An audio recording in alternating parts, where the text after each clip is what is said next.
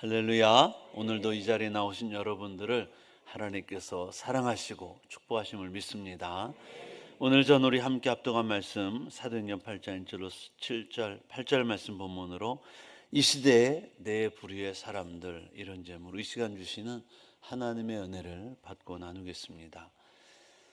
저는 말씀을 준비하면서 오늘 사도행전의 말씀, 이 상황이 오늘날 우리가 살고 있는 이 시대와 다르지 않다라고 생각이 됐어요. 크게 보면 오늘날도 이 시대에도 이 네 부류의 사람이 우리 가운데 존재한다라는 거죠. 그래서 오늘 이 네 부류의 사람을 우리가 살펴보면서 우리는 어떤 부류의 사람 가운데 들어가야 될까? 하나님이 어떤 부류의 사람을 좋아하시고 기뻐하실까를 한번 생각해 볼 수 있는 귀한 시간 되기를 축복합니다. 여러분은 세상을 변화시키려고 시키는데 가장 좋은 방법이 있으면 어떤 방법이라고 생각하십니까? 사람을 변화시킬 수 있는 가장 좋은 방법. 제가 보니까 다른 것이 아니라 복음인 줄 저는 믿어요. 목사라고 하는 소리가 아니라 진짜 사람을 변화시키는 것은 복음뿐이 없습니다. 예수님 만나면 사람이 변화되는 것을 믿으시길 바랍니다. 오래전에 한 선교사가 영국에 선교를 하러 갔대요. 몇 년간 그야말로 열심히 전도하고 복음을 전해서 많은 사람들을 주께로 인도했는데, 그 도시에 무신론자 한 사람이 있었는데 이 사람이 자꾸 선교 사람들을 괴롭히는 거죠. 이 문명 세상에 어디 하나님이 있느냐. 우리나라도 옛날에 그랬어요. 있으면 보여줘라, 막 그랬어요. 그리고 사람들을 동원해서 때로는 선교를 방해하고, 전도 나가면 막아서고, 찬양하면 막아서고, 이런 일들을 하는 거예요. 참다 못해 이 선교사님이 그분의 주소를 알아내고 편지를 썼습니다. 뭐라고 썼냐면, 선생님, 저로 하여금 더 기도하게 하심을 감사해요. 제가 믿는 신앙과 살아계신 하나님이 계시다는 이 신앙과 귀하가 믿는 무신론이 어떻게 다른지를 한번 토론해 봤으면 좋겠습니다. 저는 살아계신 하나님 안에서 예수 믿고 변화된 사람 100명을 데리고 나갈 테니까 우리 선생님께서도 무신론을 믿고 변화된 사람 100명을 데리고 나오시면 좋겠습니다. 100명이 안 되면 10명도 좋고 10명 안 되면 1명도 좋습니다. 소문을 듣고 많은 사람이 그날 그 장소에 모였다 그래요. 선교사님은 살아계신 하나님 믿고 예수님 와서 변화된 사람 100명을 데리고 나가고, 그러나 무신론자는 끝까지 나타나지 않았다는 거예요. 무신론으로 변화된 사람이 없었기 때문이 아닐까 하는 겁니다.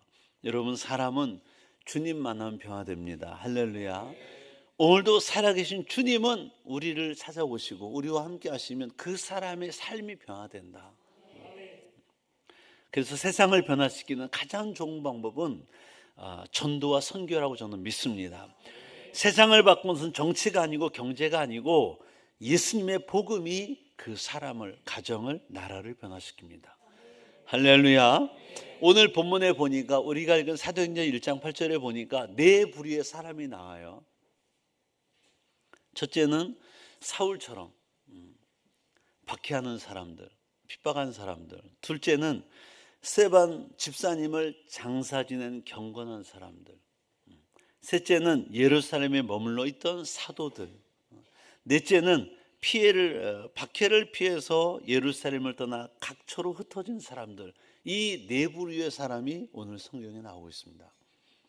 오늘 이 시대에도 이 네 부류의 사람들 가운데 하나님이 찾으시는 사람은 어떤 사람일까? 어떤 사람들이 주님의 위대한 명령, 이 지상 명령을 잘 수행할 수 있는 사람들일까 하는 거예요. 네 부류의 사람 중에 첫째, 사울과 같은 핍박자의 부류의 사람도 있습니다. 스데반의 순교 후에 초대교회에 엄청난 핍박이 다가왔어요. 오늘 성경에 보니까 큰, 이렇게 표현해요. 크다. 1절에 보니까 이렇게 말씀하죠. 사도행전 8장 1절에 보면, 그날에 예루살렘에 있는 교회에 큰 박해가 있어. 크다. 여기 크다는 말은 헬라어로 메가스를 씁니다. 메가스. 그래서 크다라는 거죠. 메가톤급 박해가 이루어졌다. 사울을 중심으로 한 유대교 세력이 어떻게 교회를 핍박합니까? 교회를 핍박하는 세력은 보니까 자신들의 정당성을 주장하는 거야. 1절에 보니까 상반절에 이렇게 말씀하잖아요. 사울은 그가 죽임을 당함을 마땅히 여기더라. 그는 누굴까요? 스데반 집사죠. 순교당해 돌에 맞아 죽었는데 사울이라는 사람은 그 스데반 집사가 죽임 당함을 마땅히 여겼다는 거예요. 정당하게 생각했다는 거예요. 그들이 사람을 죽이면서까지 마땅하다고 정당성을 주장하는 이유는 하나님의 사랑보다 종교적 신념이 강해서 그렇습니다. 그러므로 우리는 종교적 신념보다는 주님을 사랑하는 마음이 더 커야 되는 거예요. 여러분, 오늘날도 어저께 오늘도 지금도 진행되고 있는 전쟁이 있는데 이 전쟁은 종교적 신념과 정의의 외침으로 지금 시작된 전쟁입니다. 이란과 이스라엘의 전쟁입니다. 피해 보복이 계속되고 있잖아요. 종교적 신념, 거기에 이제 정의의 외침이 들어가 있어요. 서로 옳다는 거잖아요. 너는 불의하다는 거잖아요.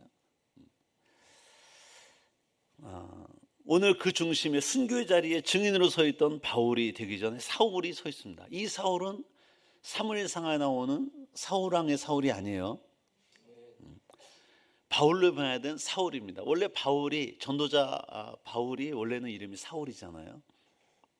3절에 보면 그가 어떻게 교회를 핍박하는지가 나오는데 다 같이 한번 읽어볼까요?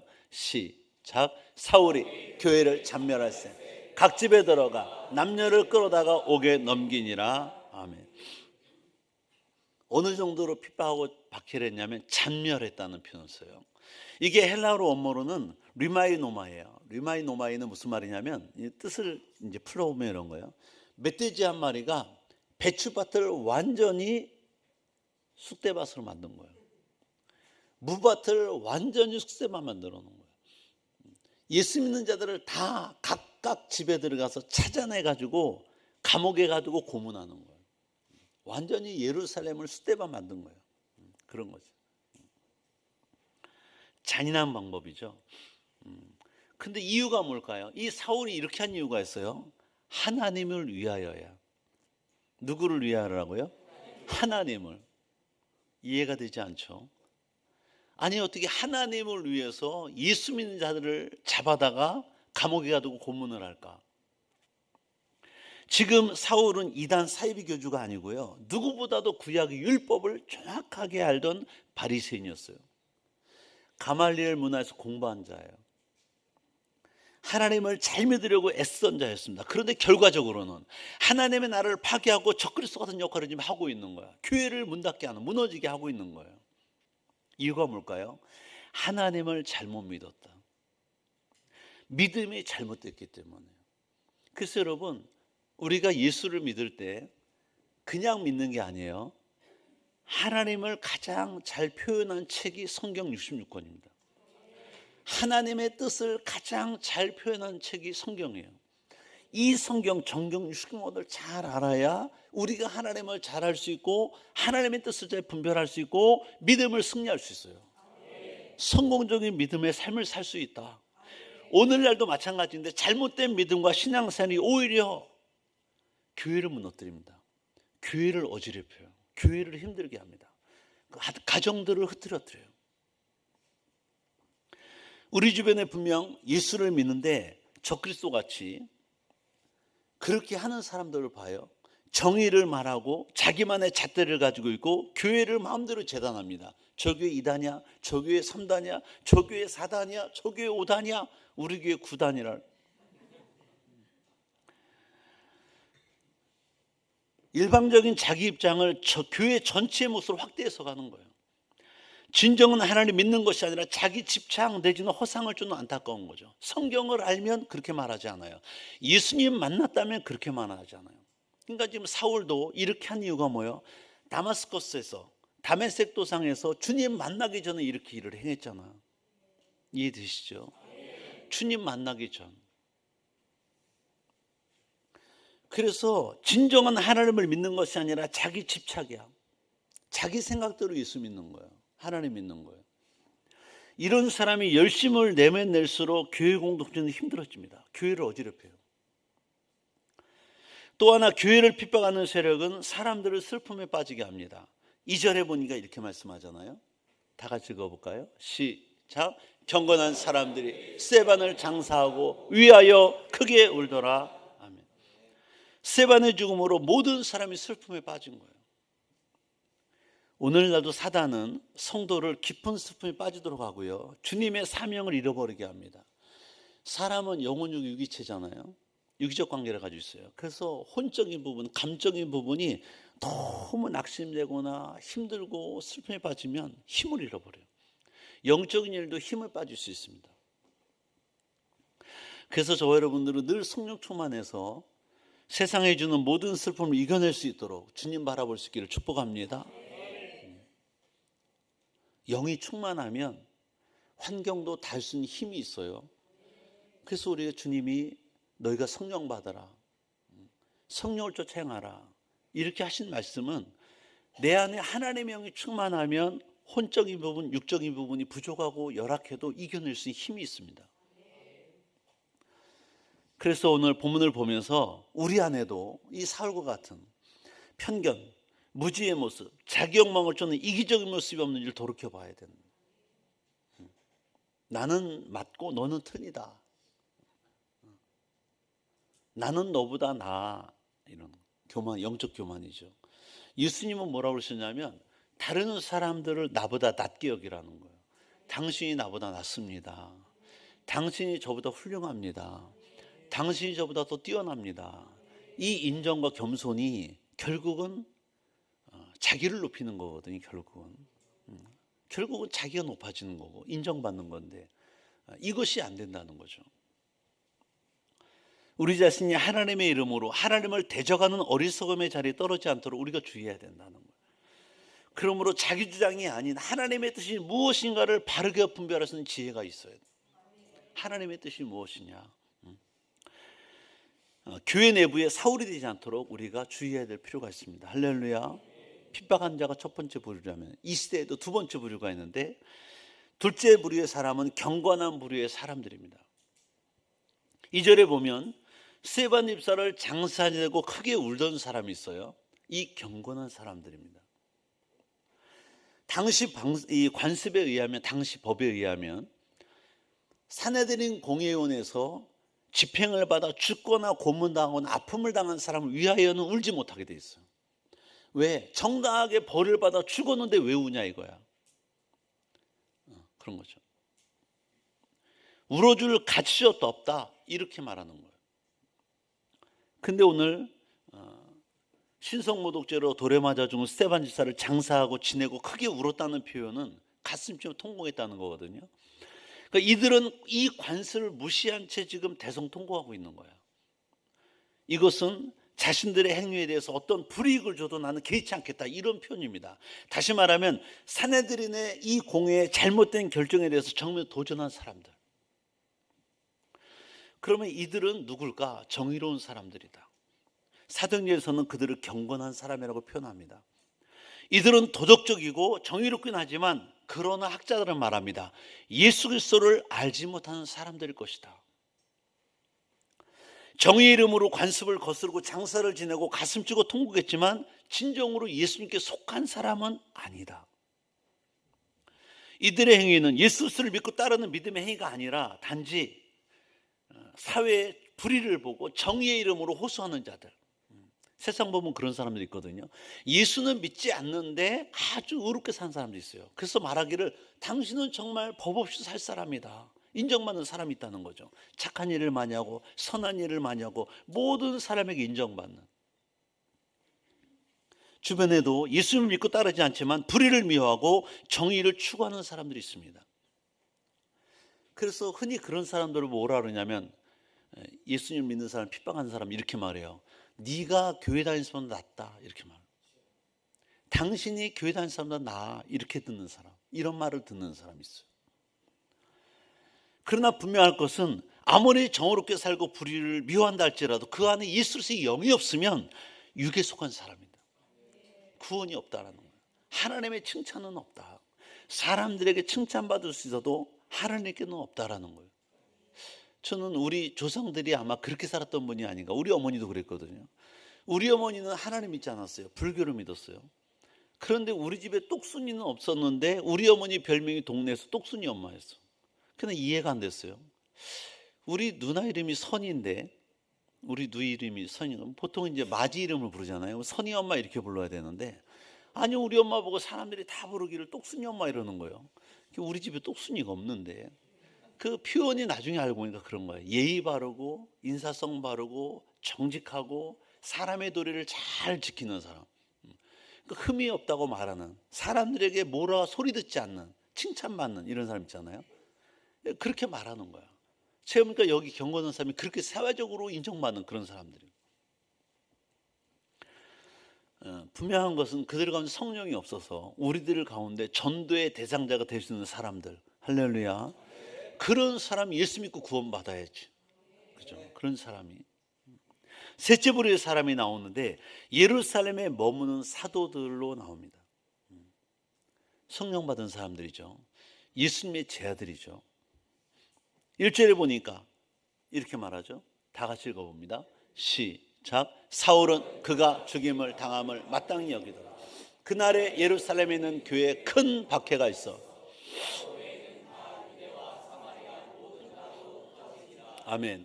사도 외에는 다, 베드로가 예루살렘에서 설교할 때 3,000명, 5,000명 회개하고 주 앞에 나왔거든요. 그 학자들이 말합니다. 당시 예루살렘에 크리스찬의 성도 수가 몇 명일까? 예수 믿는 사람이 적어도 2만 명 이상일 것이다. 추정하는 거예요. 2만 명 이상. 그 2만 명 이상이 예수를 믿었어요. 성령 받았어요. 그렇다면 지금 사도들 외에 다 유대와 사마리아 땅으로 흩어졌다면 어마어마한 사람이 나갔을 거라는 거예요. 핍박을 피해서. 죽는 걸 봤거든. 그러면 이런 정도의 메가톤급 핍박이 이어지면 예루살렘 떠나는 게 맞잖아요. 사람은 이제 일단 큰 핍박을 보면 일단 떠나잖아. 피난을 가거나 막. 그런데 사도들은 예루살렘 떠나지 않았어요. 예수님의 십자가 부활을 목격한 증인으로서 어떤 의무감, 책임감이 있을 수 있어요. 성령을 체험한 사도다운 모습처럼 보일 수 있어요. 그러나 우리는 그렇게 생각합니다. 사도니까 예루살렘을 지켰구나, 교회의 기둥들이니까 예루살렘 교회를 지켰구나, 이렇게 말하지만 성경을 넓게 크게 보면 그렇지 않다라는 거예요. 사도의 행동은 바른 선택이 아니었다, 하나님이 원하신 선택이 아니었다라는 거예요. 왜냐하면 예수님께서 누누이 말씀하신 명령을 다 거부한 말씀이에요. 일단 마태복음 28장 18절 2절이 지상명령 있잖아요. 이 말씀에도 너희는 가서 모든 민족을 제자 삼으라는 거예요. 아버지, 아들과 성령 여러분 세례를 베푸고 내가 너에게 분부한 모든 것을 가르쳐 지키게 하라 말씀했어요. 근데 안 떠나는 거예요. 성령은 예수를 증거하는 영이거든요. 그럼 예루살렘뿐 아니라 주님이 이렇게 말씀했다면 예루살렘과 온 유대와 사마리아와 땅까지입니다. 마가복음 10장 15절에서 말씀했어요. 너희는 온 천하에 다니며 만민에게 복음을 전파하라. 예수님이 유언처럼 승천하기 마지막 사도행전 1장 8절 이렇게 말씀했어요. 오직 성령이 너희에게 마시면 너희가 권능을 받고 예루살렘 온 유다 사마리아까지 내 증인이 될 것이다. 이렇게까지 계속 거듭거듭 말씀했음에도 불구하고 그들이 흩어지지 않고 그냥 예루살렘에 모였었다는 것은 성경 전체 크게 볼 때는 그들은 주의 말씀을 거부한 것이다, 이렇게 보는 거예요. 오늘날에도 죽은 사람의 유언은 법적인 효력을 받잖아요. 주님이 하신 명령, 마지막 명령은 지켰어야 되는 거예요.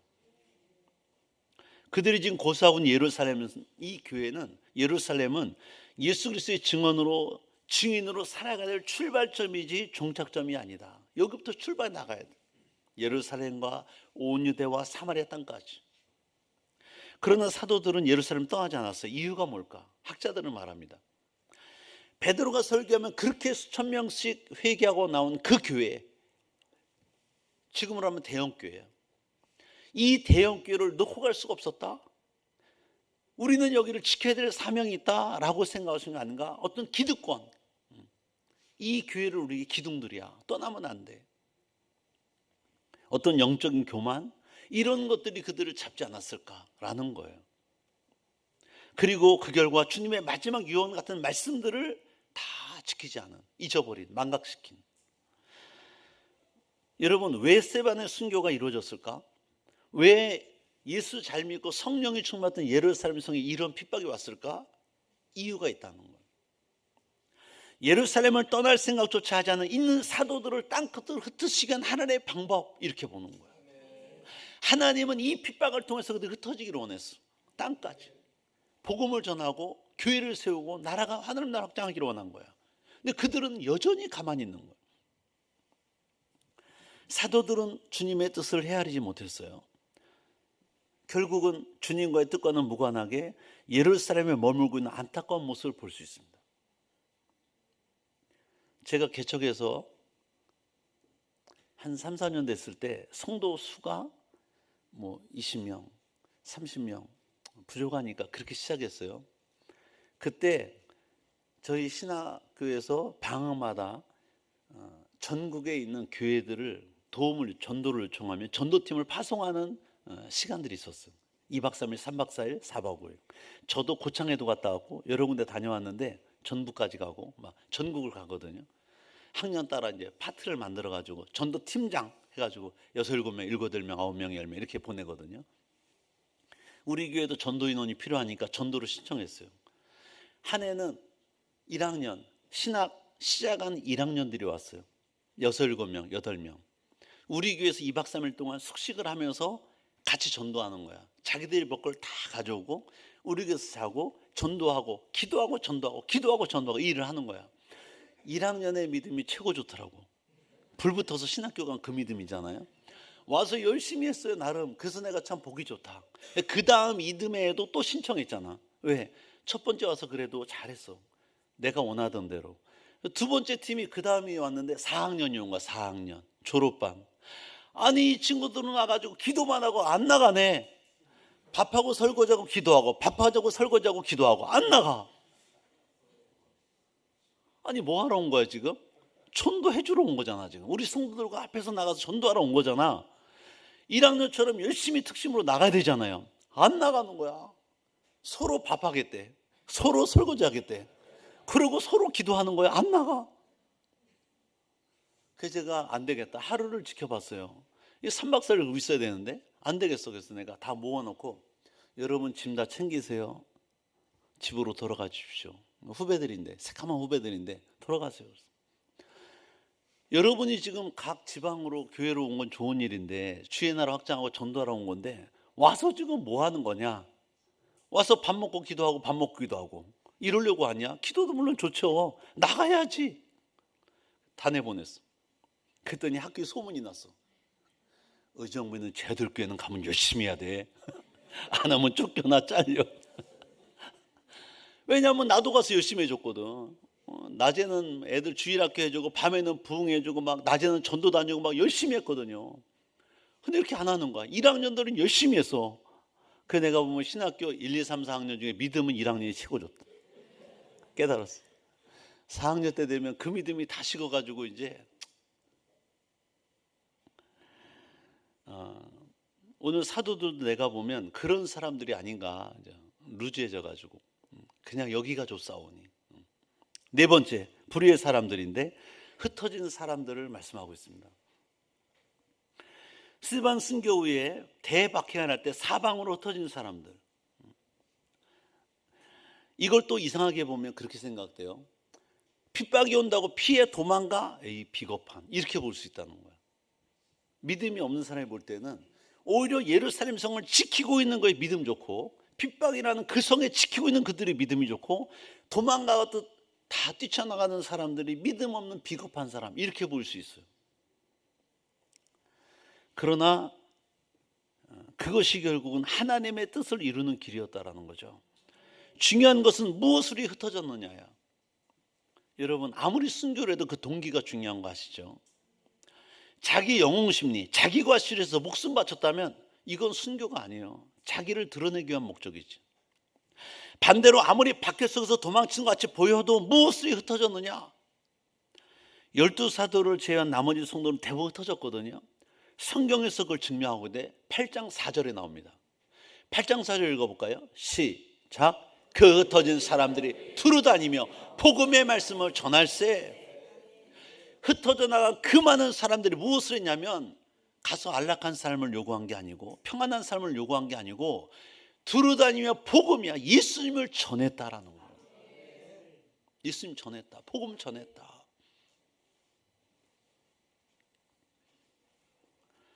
흩어진 이유가 목숨을 부지하기 위함이 아니고 평안한 삶을 위함이 아니라 예루살렘을 넘어 예수님 말씀처럼 온 유대와 사마리아 땅까지 복음을 전하기 위해서.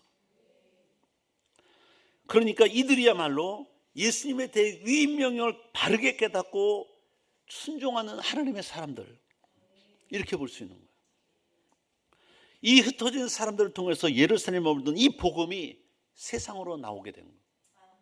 퍼쳐지게 된 거예요. 주님의 뜻이 이루어진 거예요. 사도행전 11장 19절 21절 보시면 그때 스데반이 일어나 환란으로 말미암아 흩어진 자들의 베니게와 구브로 안디옥까지 이르러 유대인에게 말씀을 전하는데 그 중에 구브로와 구레네 및 몇 사람이 안디옥에 이르러 헬라인에게 말하여 주 예수를 전파하니 주의 손이 그들과 함께 하심에 수많은 사람 믿고 주께 돌아오더라. 할렐루야. 여기 지금 베니게는 북쪽 레바논입니다. 이스라엘이 지금 이스라엘 위에 북쪽에 있는 나라가 레바논, 시리아, 그 다음에 튀르키예요. 현재 여기 레바논 북쪽. 그리고 구브로는 뭐냐면 지중해 키프로스 섬입니다. 키프로스. 그리고 안디옥은 어디냐면 지금의 튀르키예. 그러니까 이스라엘에서 이 핍박으로 흩어진 사람이 간 곳이 어디냐면 레바논, 지중해 섬, 남 튀르키 가서 교회를 세우는 거야. 복음 전하는 거야. 특별히 안디옥 교회는 기독교 2000년 역사상 가장 큰 일을 감당했는데 여기에서 사도 사울이 나중에 변화돼 주님 만나고 변화된 뒤에 이 교회에서 이방인을 선교사로 보냄받아요. 바나바와 함께 이방인의 선교사로 최초로 선교사 파송을 받습니다. 그러니까 이 교회가 정말 중요하고 이 교회를 세운 사람들이 결국은 흩어진 무리가 세운 거예요. 하나님의 나라가 더 확장되는 거죠. 오늘 6절 7절 말씀 보시면 8절까지 말씀 보시면 이 흩어진 무리 중에 이름 다 무명에 흩어진 사람, 무명 이름이 나오지 않아요. 다 무명의 성도들이야. 흩어진 사람들.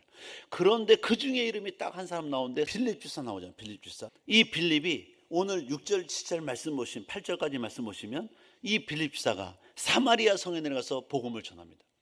당시 사마리아는 이스라엘 유대인들에게는 개처럼 여김받아서 개. 너희는 개다. 상종을 안 했거든요. 원수처럼 여겼거든요. 그런데 이 빌립사가 성령과 지혜가 충만한 빌립사가 주님의 뜻을 깨닫고 여기를 내려간 거야. 가서 복음을 전해.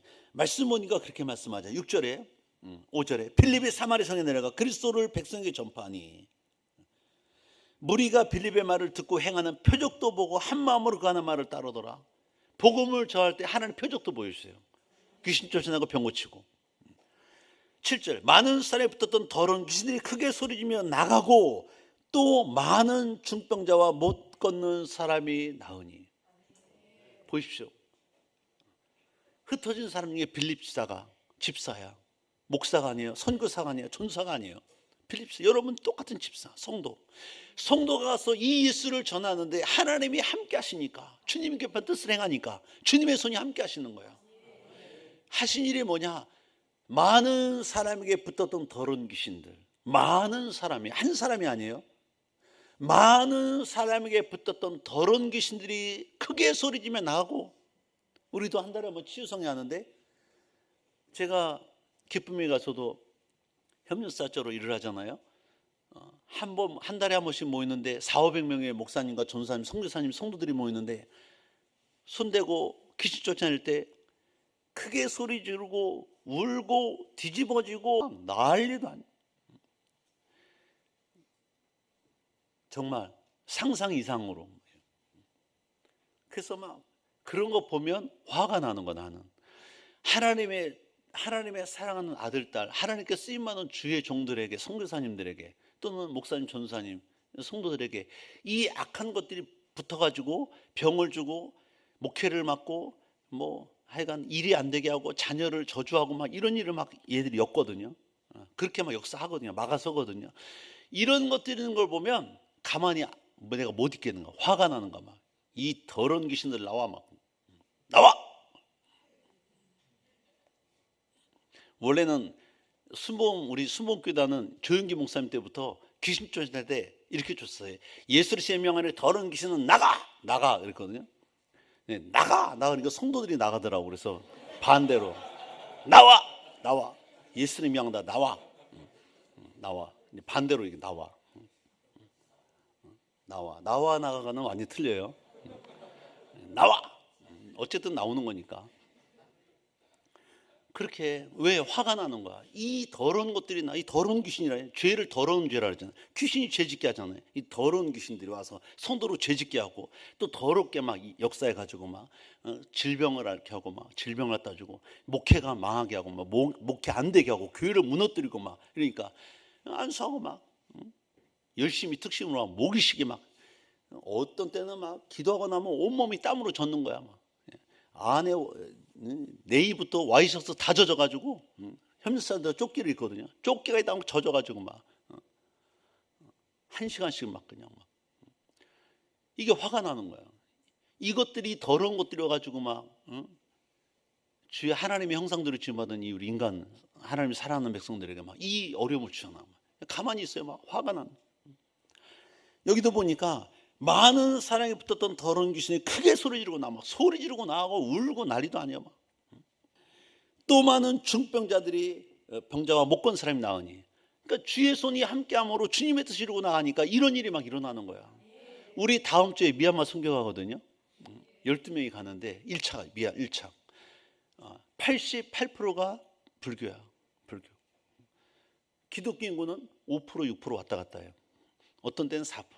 100명 중에 우리가 가는 그 교회도 이제 이번에 치유사역 가는 그 교회도 앞에 바로 절이 있어. 절. 미얀마가 옆에 있는 그 동남아시아권에는 베트남, 라오스, 캄보디아 다 붙어 있잖아요. 미얀마 다 그 중에 제일 못 살아요. 그런데도 길가를 지나보면 절이 지붕이 번쩍번쩍해. 탑이 번쩍번쩍해. 난 처음에 왜 이렇게 번쩍번쩍하다 했더니 사람들은 못 사는데 버는 돈 다 가져가서 금을 얇게 편 걸 사. 그걸로 가서 그 종탑에 그 지붕에 다 붙이는 거야. 그러니까 해가 뜨잖아요. 눈이 부셔. 눈이 금으로 막 절 지붕이, 탑 지붕이 다 그냥 번쩍번쩍해요. 엄청나요. 그리고 그 못 사는 사람들이 버는 돈을 가지고 가가지고 보석 사고 금 사가지고 자기가 섬기는 불상 밑에다 감추고 빌고 있고.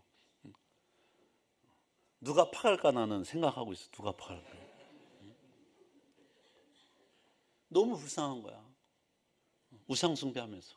하나님이 가장 싫어하는 우상 숭배하면서. 그러니까 나라 그렇게 못 사는 거야. 이번에 1차 갔는데 이번에 가서 오늘 빌립 지사가 행했던 일이 우리에게도 일어나게 기도해 주셔야 돼요. 한 주 동안 기도해 주셔야 돼요. 많은 사람이 붙었던 더러운 것이 떠나가고 중병자가 일어나고 못 걷는 사람이 걷고 시각장애자, 청각장애자, 언어장애자 다 치료되고 막 역사가 일어나야 돼요. 그래서 거기 현재 그 미얀마 우리 가는 교회 평안교회 샬롬처치인데 그 교회 담임 목사님 이름이 되게 비싼 이름이에요. 루이비통이야. 외우기 쉽게 루이비통을 하는데 루이비통에서 이자 빼면 돼. 루비통이야. 그분 목사님이 루비통. 비싸요 이름이. 루비통 목사님이요. 그래서 지금 그러는 거야. 목사님 능력 있는 목사님들이 많이 오시니까 그 동네에서 병자들 다 데리고 있다. 다 150명 정도. 그래서 거기 신학교가 하나 있거든요. 신학교 건물이 그 교회 바로 뒤에 있어요. 그 교회는 작아서 다 못 들어가고 그 뒤는 신학교가 좀 넓어서 거기서 일단 하기로 했어요. 여러분이 기도하셔서 여기 지금 7절 8절에 있는 역사가 일어나기를 기도하셔야 돼요. 6절 7절 말씀이 이루어지기를. 할렐루야. 더 많은 복음이 전파되기를. 8절에 보니까 뭐래? 그 성에 큰 기쁨이 있었대잖아. 여기 큰도 아까 큰 박해와 큰 메가스 똑같아요. 단어가 원어가 똑같아요. 메가스야. 이게 뭐냐면 엄청난 메가톤급 기쁨이 있었다는 거야. 그 성에. 핍박도 그런 게 있었지만 이런 엄청난 기쁨이 있었다. 선교지 가서 이런 일이 있으면 막 엄청나게 막 기쁘잖아요. 감사하잖아요. 그죠? 지난번 인도 작년 12월 달에 주일을 끼고 8일 9일을 인도 갔다 왔는데 인도에서도 1200명이 모여가지고 예수의 이름으로 복음을 선포하고 치유기도 선포했는데 막 아픈 사람 나오라니까 막 나와가지고 막 자기 치료됐다고 간증하는 거 영상 다 보여드렸잖아요. 예수 이름을 선포할 때 그런 일이 있었거든. 앞에 막 앉아서 또 기도해달라고 안 가고 나와서 강대상에서 기도해주고 막 뒤로 넘어지고 막 쓰러지고 소리 지르고 막 난리 났었잖아요. 그러니까 주님이 함께 하시면 그런 일이 일어나는 거야. 그 인도도 얼마나 힌두교가 강해요. 네팔하고 원산이잖아요. 그 나라 불교 나라 이슬람권. 우리 파키스탄도 2번 갔다 왔는데 저는 2번 갔다 오고 우리 성도들과 1번 갔다 왔는데 파키스탄도 지금 이슬람아바드는 파키스탄 북쪽이에요. 지금 이란과 미국이 만나서 협상하고 있잖아요. 휴전 협상. 이거 이슬람아바드가 북쪽이에요. 그 밑에가 파이살아바드예요.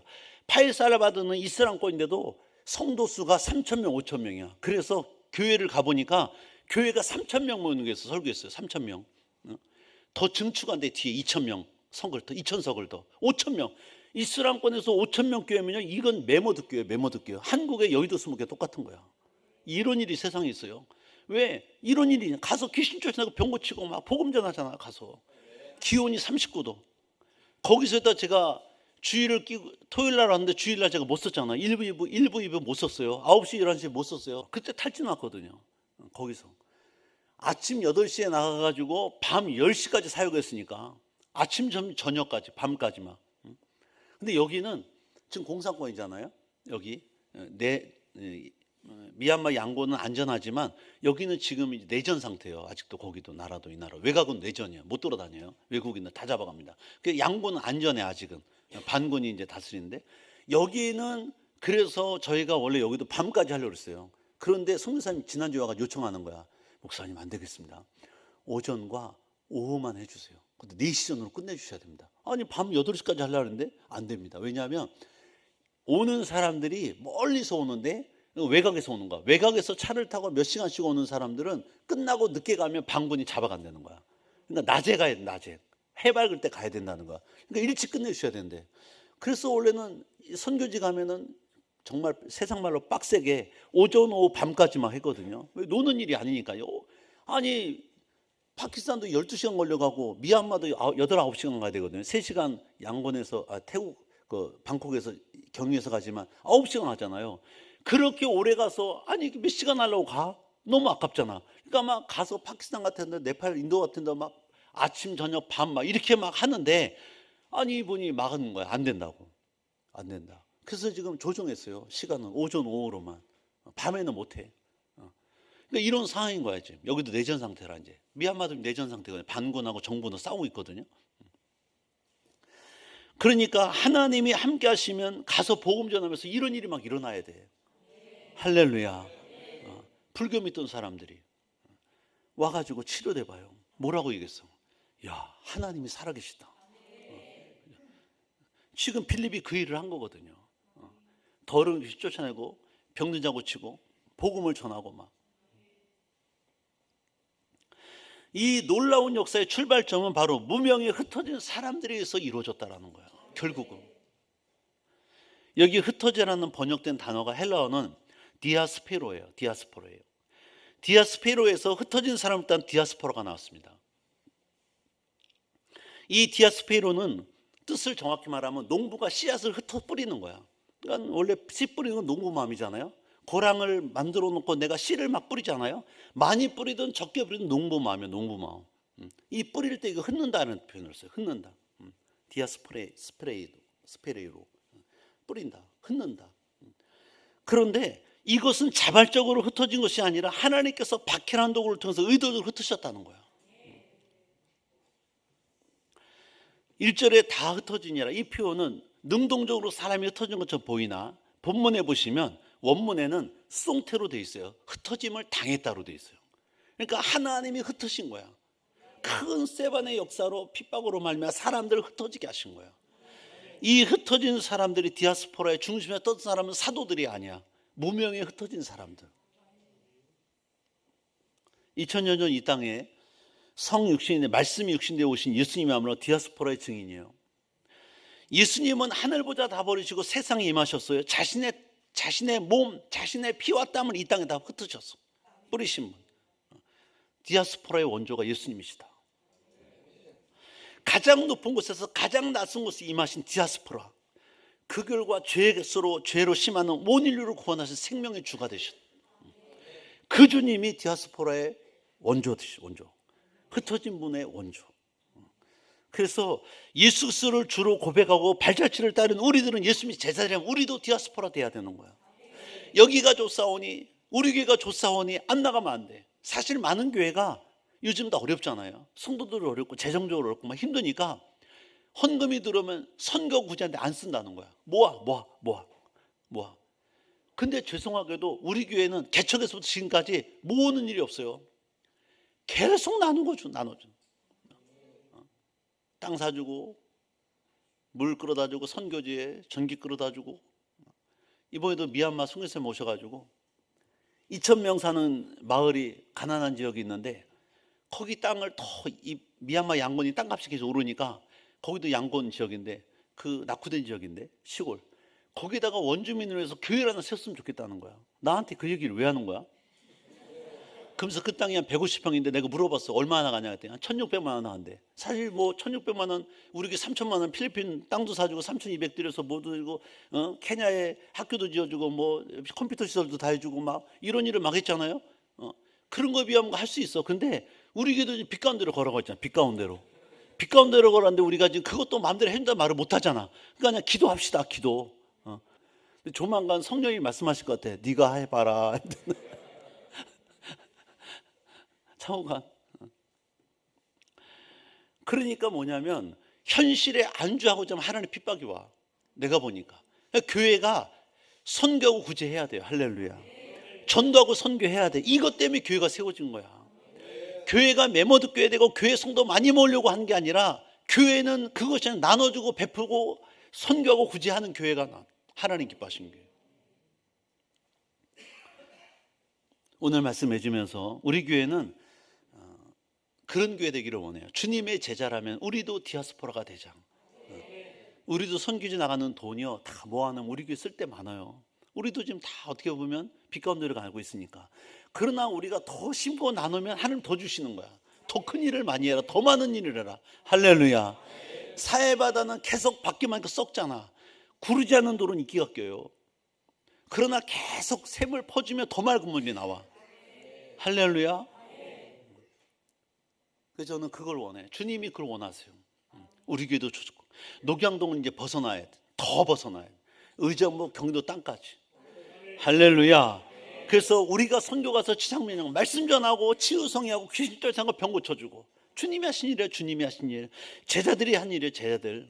디아스포라도 흩어진 사람이 한 일이에요. 우리가 이 일을 하는 거야. 이 일을 위해서 여러분 이제 한 주간 남았는데 특별히 더 기도 많이 해주시기 바랍니다. 그래서 우리 교회가 여러분 성도님들이 하나님께 큰 축복과 상급받는 우리 되시기를 주님의 이름으로 축복합니다. 우리 한번 주님이 주신 땅으로 찬양 한번 하기로 원해요. 주님이 주신 땅으로 크게 한번 우리 말씀 생각하면서 오면 주님이 주신 땅으로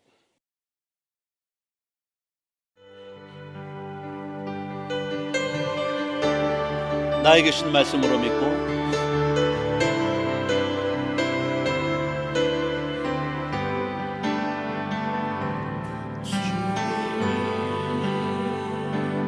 주신 땅으로 한 걸음씩 나아갈 때 수많은 적들과 견고한 성이 나를 두렵게 하지만 주님은 신뢰함으로 주님은 의지함으로 주님이 주시는 담대함으로 큰 소리 외치며 나아가네. 이 산지를 내게 주소서. 그날에 주께서 말씀하신 이제 내가 주님의 이름으로 그 땅을 취하리니 이 산지를 내게 주소서. 그날에 주께서 말씀하신 이제 내가 주님의 이름으로 그 땅을 시하리니. 우리 한번 다 같이 나서 우리 받은 말씀 붙들고 한번 기도할까요? 우리 기도하실 때 주님, 이제 이 녹양동에 머무르는 저희가 되지 않게 해달라 기도하시고, 주님의 명령을 따라 흩어져서 한나라 확장케 해달라고, 성령 충만함 받아서 주의 나라를 꿈되게 해달라고 우리 주님의 성으로 세 부르고 간절히 기도합니다. 주여, 주여, 주여.